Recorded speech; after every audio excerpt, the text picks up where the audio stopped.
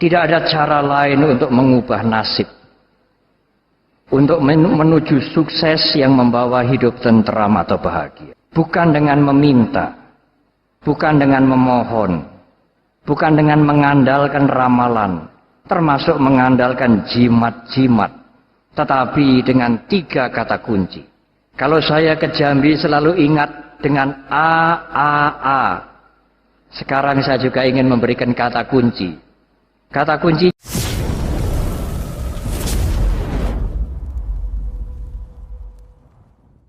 Para ibu, bapak, dan saudara-saudara.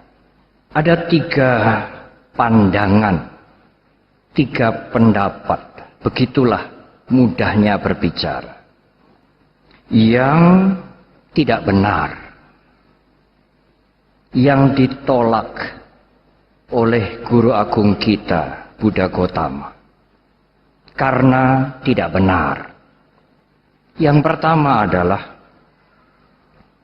nasib manusia, nasib kita. Susah senang, suka duka, jatuh bangun. Tidak ada sebabnya. Itu pendapat yang pertama. Susah senang itu terjadi begitu saja. Guru Agung Buddha Gautama menolak pendapat ini. Tidak benar. Pendapat yang kedua. Nasib manusia. Susah senang, jatuh bangun, kaya miskin. Bahagia atau sengsara. Itu sudah digariskan. Sebelum manusia dilahirkan. Apa yang kita jalani, apa yang kita lakukan ini hanya menjalani yang sudah digariskan itu. Ada grand skenario sebelum kita dilahirkan. Kalau kita sudah diskenariokan begitu, tidak ada kemungkinan untuk berubah menjadi lain. Ada perang, ada damai. Ada kehancuran, ada kemajuan. Itu memang sudah digariskan. Kita tidak bisa apa-apa. Apa yang kita lakukan, semuanya sudah digariskan. Guru Agung kita juga menolak. Pandangan seperti ini tidak benar. Pandangan yang ketiga. Susah senang manusia, nasib kita, rezeki atau kesengsaraan yang kita alami, disebabkan oleh sebab yang lampau, disebabkan oleh perbuatan kita yang lalu, yang lampau. Dan akibatnya sekarang kita merasakan. Apakah pandangan yang ketiga ini benar? Tidak. Tidak benar. Guru Agung Buddha Gautama mengatakan, kalau nasib kita, kalau suka duka kita, kalau sukses dan jatuh kita sekarang hanya disebabkan oleh sebab yang lampau, lalu apa gunanya yang kita lakukan sekarang? Usaha kita sekarang, apa yang kita lakukan sekarang seperti tidak ada artinya.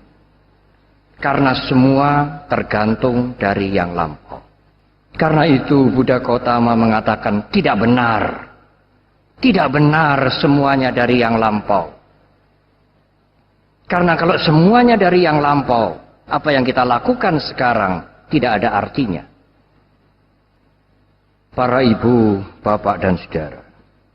Oleh karena itulah Guru Agung Buddha Gautama menjelaskan, sesungguhnya apa yang kita alami sekarang ini adalah jatuh, bangun, suka, duka, berhasil, gagal.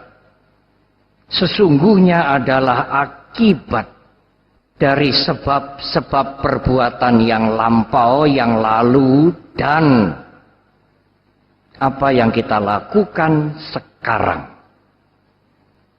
Yang lampau tidak bisa dibatalkan, Ibu Bapak dan Saudara. Yang lampau tidak bisa ditutup, diralat, karena telah terjadi. Tetapi justru yang sekarang yang memegang peranan penting. Karena apa yang kita lakukan sekarang bisa mempengaruhi apa yang sudah kita lakukan yang lampau. Kalau ibu bapak sekarang tidak malas, mempunyai keuletan, mempunyai kesungguhan, melakukan kebajikan, menggunakan waktu, menggunakan kehidupan ini dengan sebaik-baiknya. Seandainya yang lampau ibu, bapak, dan saudara melakukan hal-hal yang buruk, maka keburukan itu bisa menjadi berkurang. Dibatalkan tidak mungkin, sekali lagi dibatalkan tidak mungkin, karena perbuatan itu telah terjadi. Tetapi dilawan, ya. Perbuatan-perbuatan yang lampau, yang buruk, yang nantinya akan mendatangkan akibat yang buruk, harus dilawan. Tidak diterima dengan begitu saja.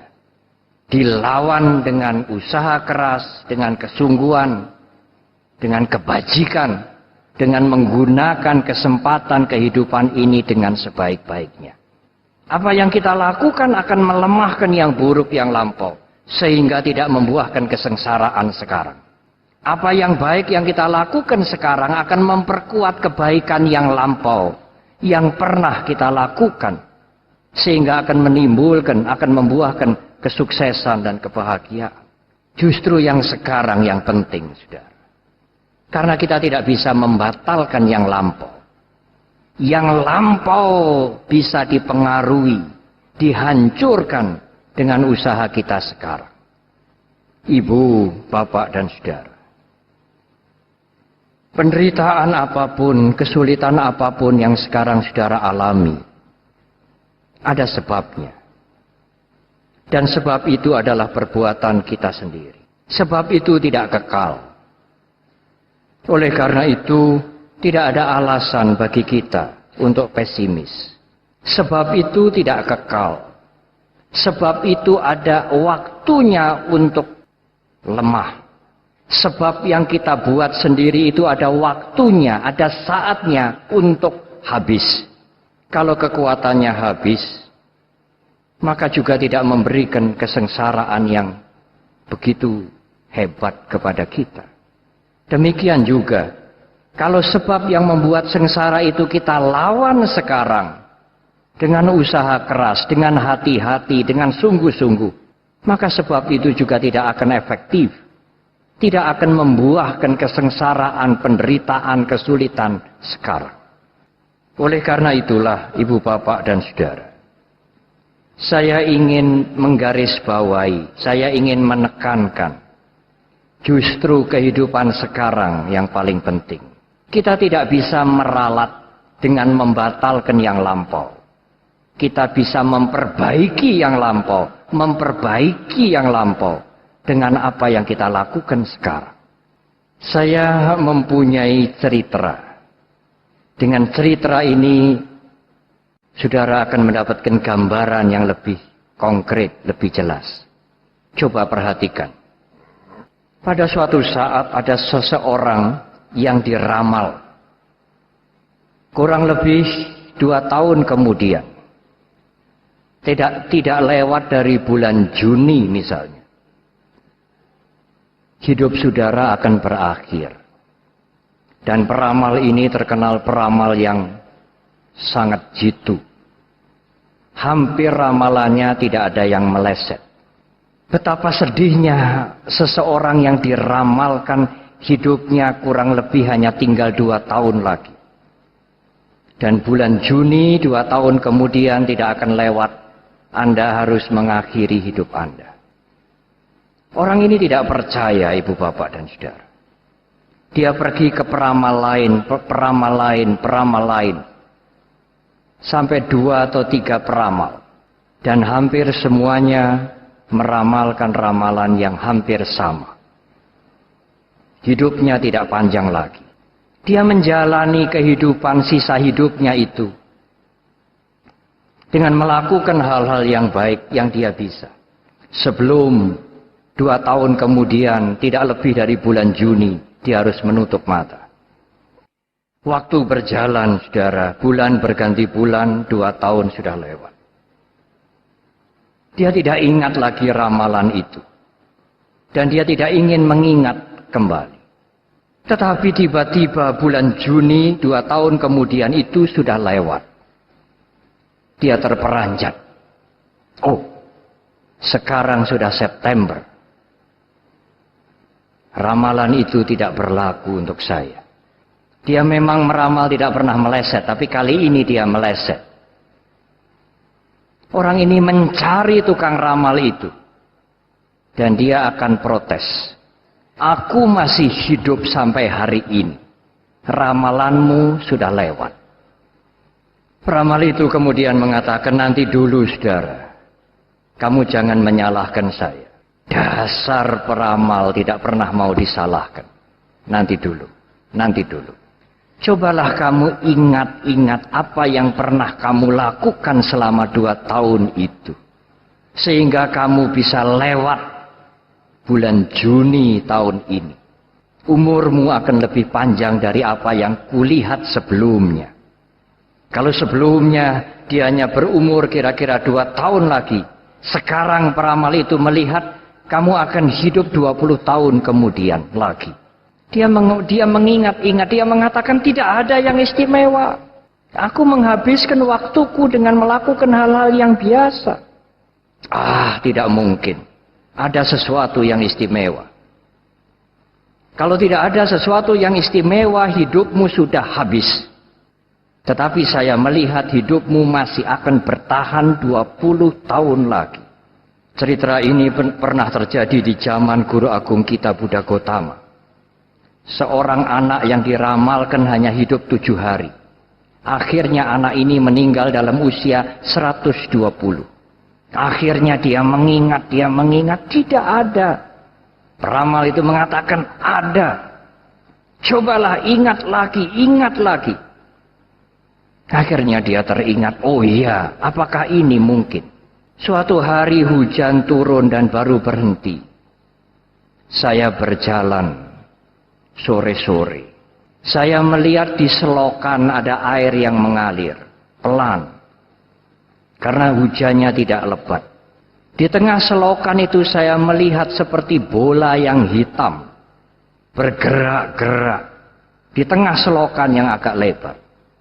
Saya amati apa itu.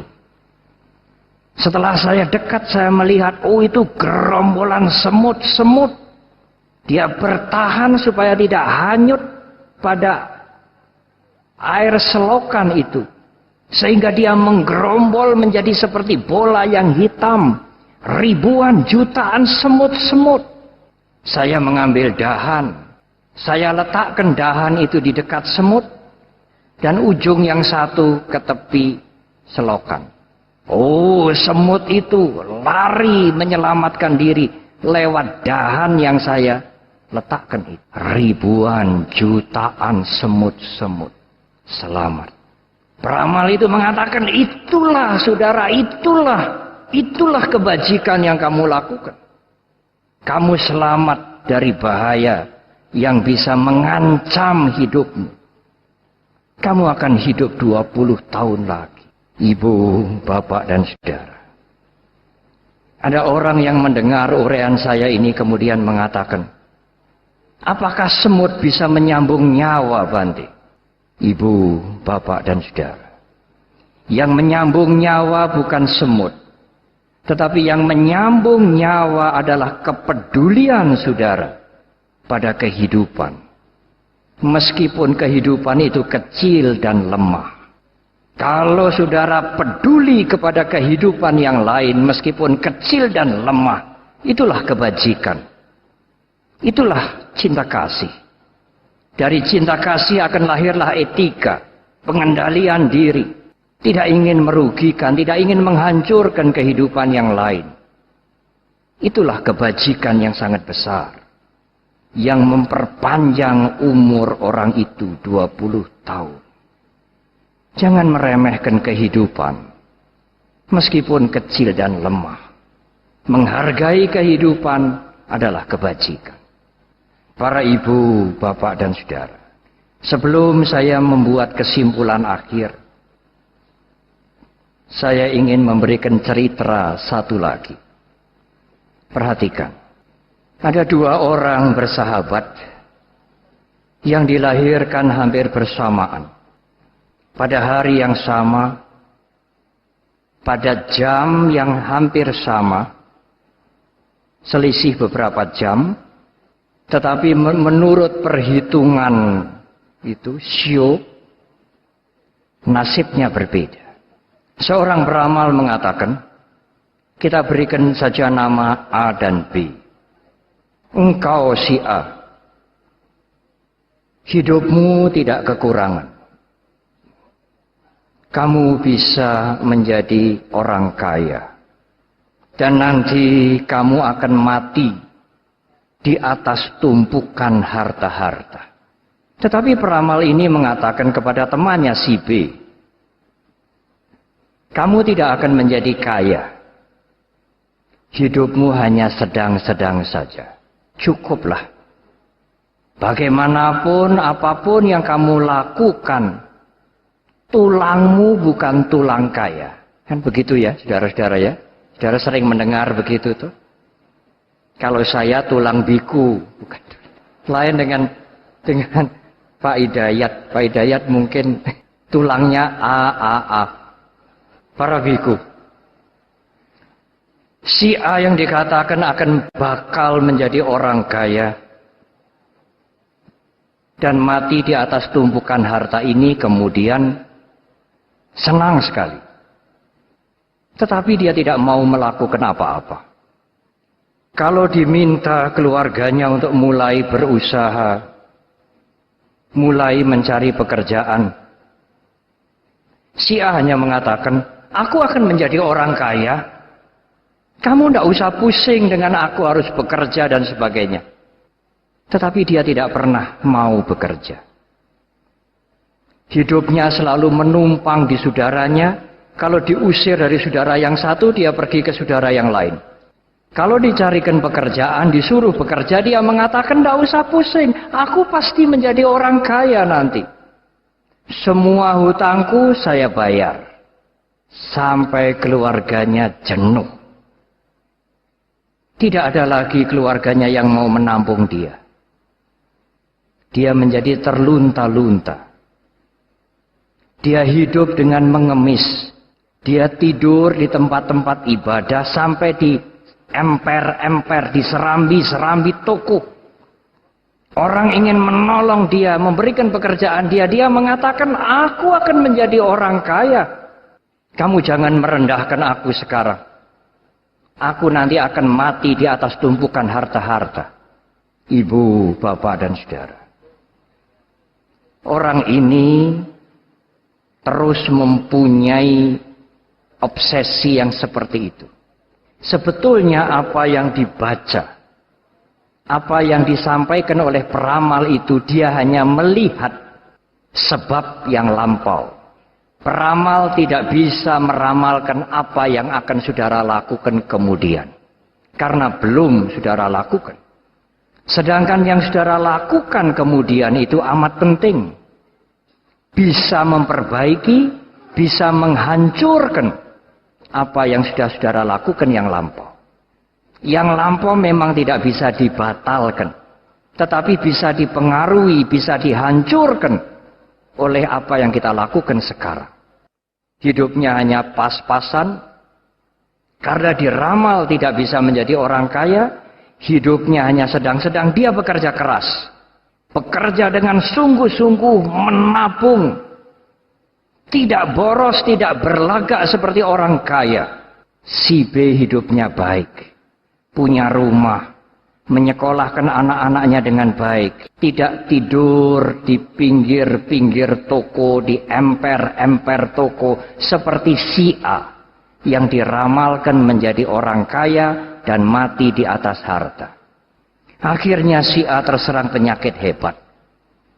Saudaranya tidak ada yang mau menolong. Dia dianggap seperti orang gila, pemalas.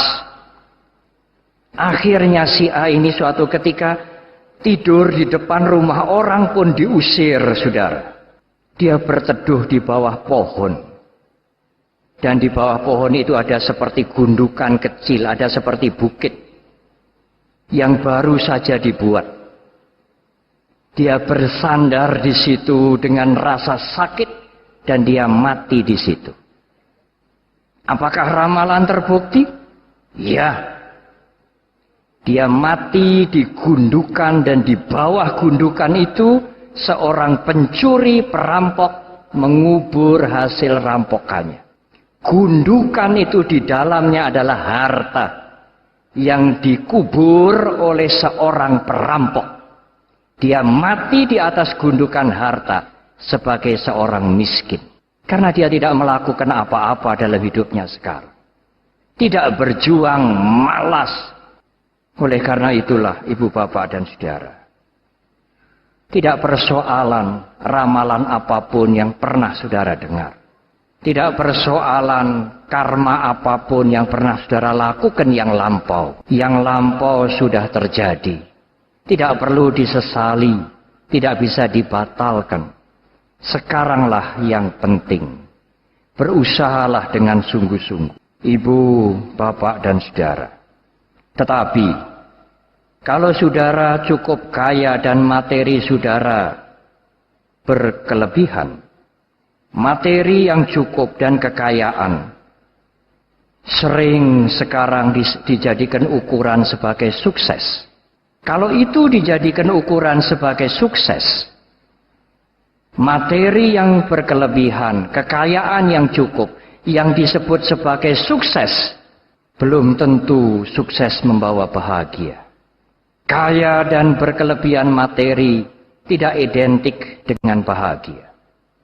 Apa sesungguhnya hidup bahagia itu? Saya ingin memberikan rincian atau batasan yang sederhana. Bahagia adalah hidup yang tentram. Apa gunanya kalau saudara tidak hidup tentram? Ketegangan, kemarahan, persoalan, bermacam-macam urusan. Meskipun saudara tidak kekurangan materi, saudara sebagai orang yang kaya. Bukankah ketentraman yang kita cari dalam kehidupan ini? Sukses tidak identik dengan bahagia. Ketentraman dalam kehidupan itulah kebahagiaan. Ibu, bapak, dan saudara. Bagaimana bisa tentram? Untuk bisa tentram, berusahalah dengan sungguh-sungguh. Berusaha dengan keuletan. Tidak mengumbar kebencian. Tidak membiarkan ambisi keserakahan. Hiduplah dengan ukuran kepantasan. Kalau saudara tidak mempunyai ukuran kepantasan, saudara tidak akan pernah hidup tentram dan bahagia. Saudara mungkin kaya. Saudara mungkin dipandang sebagai orang yang sukses. Tetapi hidup saudara tidak tentram. Berusahalah untuk tidak mengumbar kebencian, tidak membiarkan ambisi keserakahan. Punyailah ukuran kepantasan. Kalau lingkungan sekarang rusak, kalau tanah longsor terjadi di mana-mana, kalau panas bumi ini naik, itu juga bukan karena dinasibkan, digariskan begitu. Itu juga karena ulah kita. Karena kebencian, karena keserakahan. Ibu, bapak, dan saudara. Saya ingin mengakhiri pengantar singkat saya ini dengan kata kunci. Tidak ada cara lain untuk mengubah nasib. Untuk menuju sukses yang membawa hidup tentram atau bahagia. Bukan dengan meminta. Bukan dengan memohon. Bukan dengan mengandalkan ramalan. Termasuk mengandalkan jimat-jimat.